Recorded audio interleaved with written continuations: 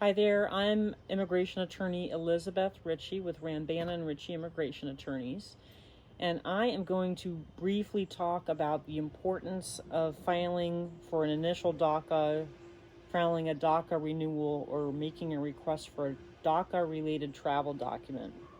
And the reason why this is so important is that a federal judge in Texas just heard on December 22nd a case that could end DACA. So right now, while we're awaiting the decision, you still can file for an initial DACA, even if you've never filed for DACA before. You can still file for your renewal, and you can still make a request for a DACA-related travel document if you already have DACA. So let me talk real quickly. What does a renewal entail? Well, if you're approved for your renewal, then you would get your renewal for the 2 full years. If you are eligible for an initial DACA, because you entered the U.S. before you were 15, you are currently in high school or doing a GED or attending qualifying English classes, or you've already graduated from high school or finished your GED, you don't have a serious criminal history, you were born after June 15th, 1982, and you've permanently and continuously resided in the U.S. since June 15th, 2007, all of those, then you can file for that initial DACA.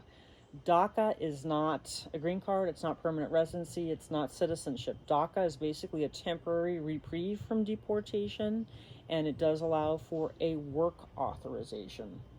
The beauty of a travel document for DACA is that if you entered your last entry without inspection or illegally, and you travel outside of the U.S. and you come back in legally with that DACA travel document, then the doors are wide open for you in the future. Because for so many people, it's that undocumented entry that causes so many problems with adjusting, with getting that green card. Because generally speaking, if you enter illegally, you have very, very few options to legalize within the country. Most people have to leave the country and adjust abroad. And if they've been here for more than 1 year without authorization, generally they are subject to a 10-year re-entry bar. And if they have multiple entries, they are not eligible for any kind of a waiver. So the travel document is an excellent cure for that. Contrary to what a lot of people believe, the travel document does not require an emergency. I'm going to repeat, the travel document does not require an emergency.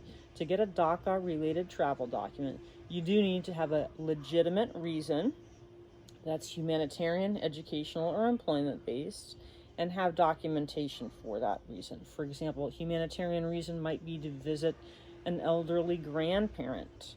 If you have an elderly grandparent you haven't seen in many years, I suggest including a doctor's letter stating that grandparent's age, what their medical conditions are, a heartfelt letter from yourself, plus your birth certificate and your parents' birth certificate showing that that grandparent is indeed your grandparent. Another reason might be that you've inherited property or have some kind of a court case abroad that you need to attend to. An employment-based reason might be to inspect a factory or to perform interviews or go to some type of conference. An education-based reason might be to attend a course, to perform some type of an interview, or perhaps even give some type of dissertation. Those are the types of reasons that might work. Again, they're humanitarian, education, or employment-based. They do have to be documented. They don't have to be an emergency.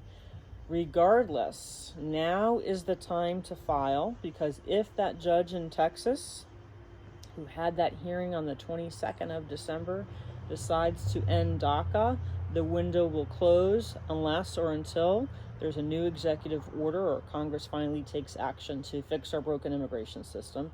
But in the meantime, if that judge ends DACA, there will be some wait. We don't know what that wait will be before there's another opportunity like this. So before that decision comes, if it's a negative decision, then we'll have some waiting game. Obviously, if it's a positive decision, you file sooner rather than later and no harm done. But now is the time to file while that opportunity still exists. I strongly encourage, if you haven't already renewed your DACA, do so now. If you qualify as an initial DACA, file. And if you already have DACA, request a travel document, the opportunities will be available to you to adjust domestically in the future.